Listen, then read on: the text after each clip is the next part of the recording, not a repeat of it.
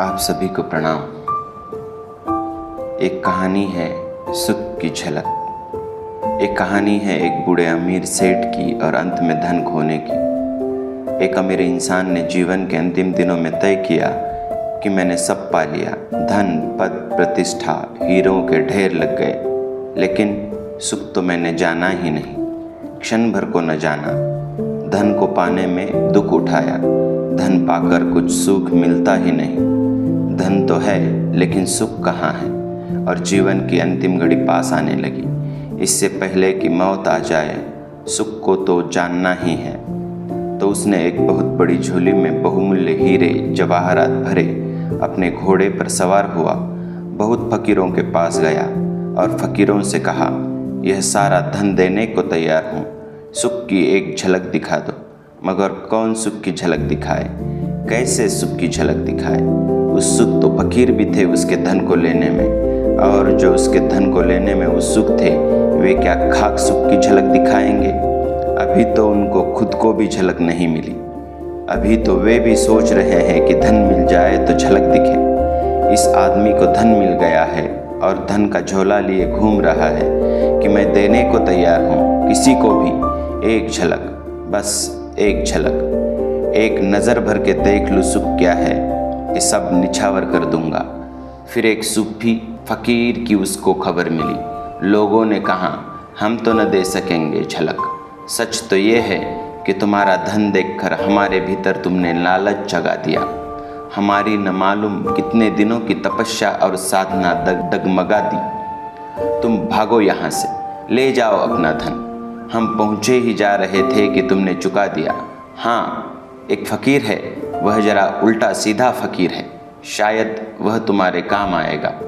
तो गया धनपति, अपने घोड़े को रोका उस फ़कीर के वृक्ष के नीचे। फ़कीर को अपनी पूरी कथा सुनाई। फ़कीर ने गौर से सुना। धनपति ने अपना झोला भी खोल कर दिखाया। हीरो जवाहरातों का ढेर था उसमें, अरबों खरबों के होंगे।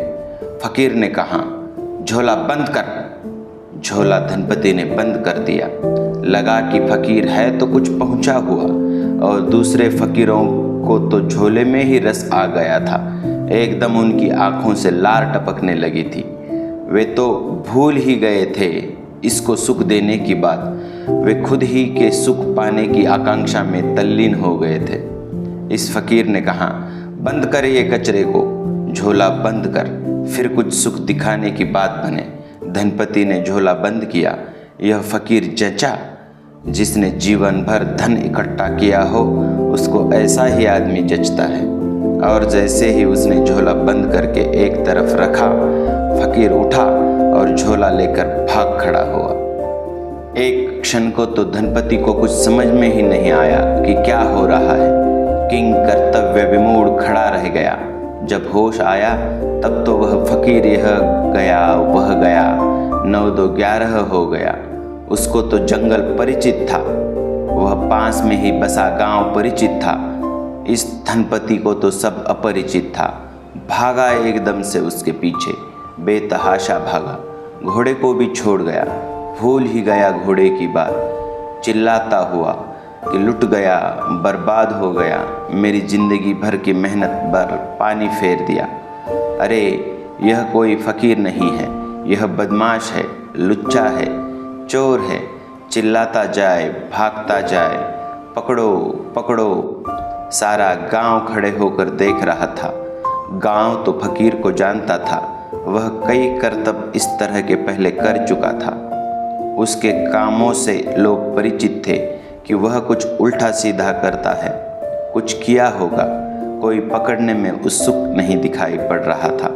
और धनपति और भी हैरान। फिर तो वह गालियाँ पूरे गांव को देने लगा कि पूरा गांव बदमाशों का, लुच्चों का है। यह फ़कीर तुम्हारा नेता, ये क्या बात है, पकड़ते क्यों नहीं? लोग हंस रहे थे, खिलखिला रहे थे, मगर उसके प्राणों पर बनी थी।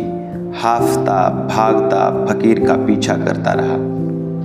फ़कीर वापस पहुंच गया उसी झाड़ के नीचे जहां घोड़ा खड़ा था। अब भी झोले को वहीं रख दिया जहां से उठाया था। झाड़ के पीछे जाकर खड़ा हो गया। छिपकर। थोड़ी ही देर बाद धनपति भी हांफता, पसीने से लथपथ। जिंदगी में कभी ऐसा दौड़ा नहीं था, मौका ही ना आया था। झोला देखा, एकदम उठाकर छाती से लगा लिया और कहा कि हे परमात्मा, धन्य है तू। किन शब्दों में तेरा आभार करूं। आत्मा को ऐसी शांति मिल रही है, ऐसा सुख मिल रहा है, कभी नहीं मिला। फकीर बोला, मिला? चलो थोड़ा दर्शन तो हुआ, झलक मिली।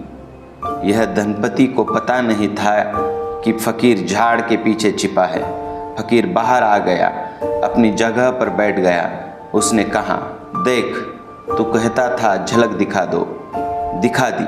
अब अपने घर जा, अब आगे काम तू कर।